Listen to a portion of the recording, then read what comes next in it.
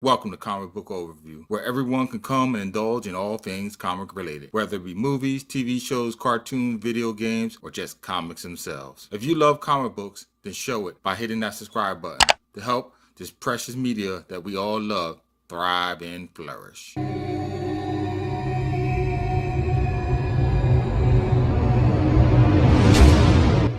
R.A. Salvatore Drizzt novel series is a noteworthy read, particularly the first novels in the series titled Homeland.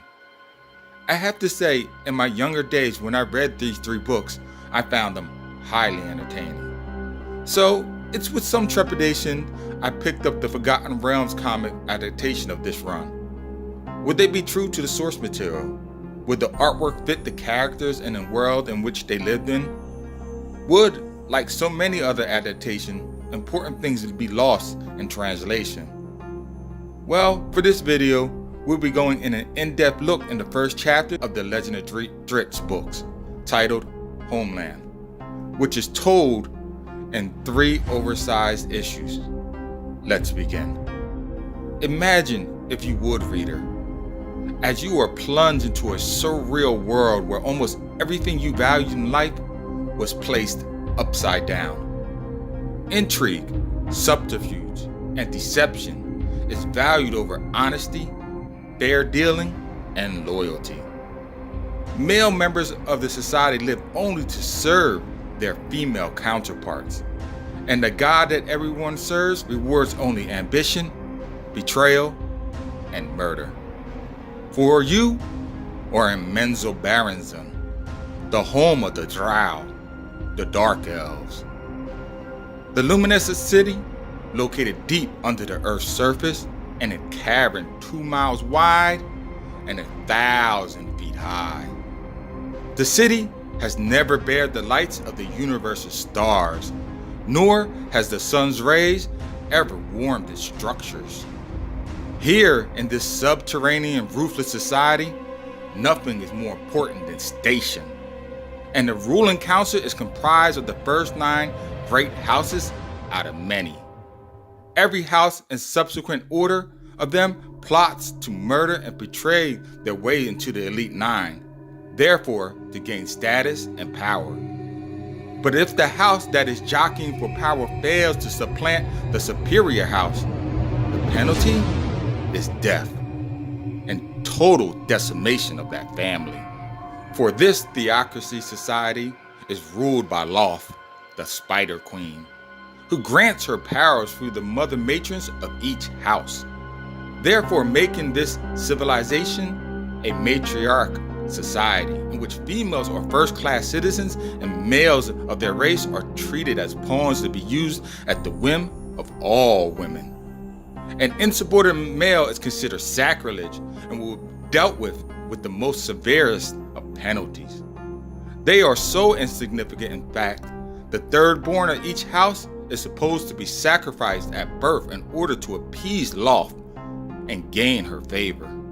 And so, this is where our story begins, as the House of Duerden seeks to destroy a superior standing house, the House of Dever, and while doing so sacrifice their third male born to ensure their victory. The comic starts with Denon, the third son of House Duerden, meeting in secret with Garros Hunet, otherwise known as the Faceless One. He is a master wizard at the Academy of Sorcery, an academy where he teaches Alton, a son of House Dever. House Duerden is put into action a bifurcated attack, one where Matron Malice, head of House Duerden, attacks Dever's estate, while at the same time, the Faceless One eliminates their son at the academy. When given the signal, Zaknafine, House Duerden's weapons master, leads an assault, storming the estate of House Dever. Quickly they assail the front gate and cut down all guards, while Duerden's matriarch's magic weakens Dever's ward spell, effectively leaving the whole family open to physical attacks.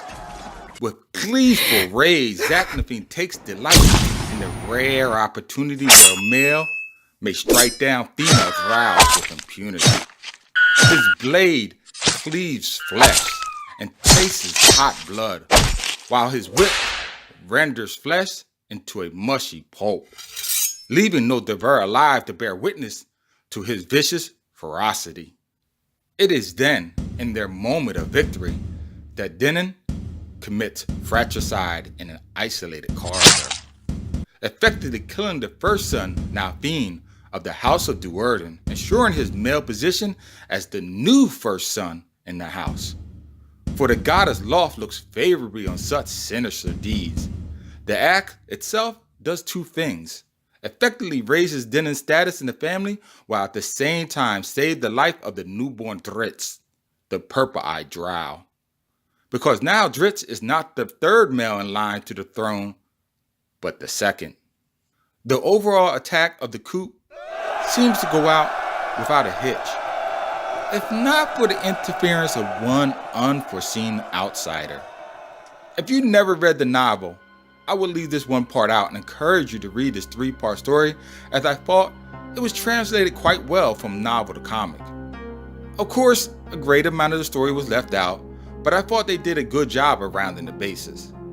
Therefore, I give it a ranking of 3.0 out of 5. A good score.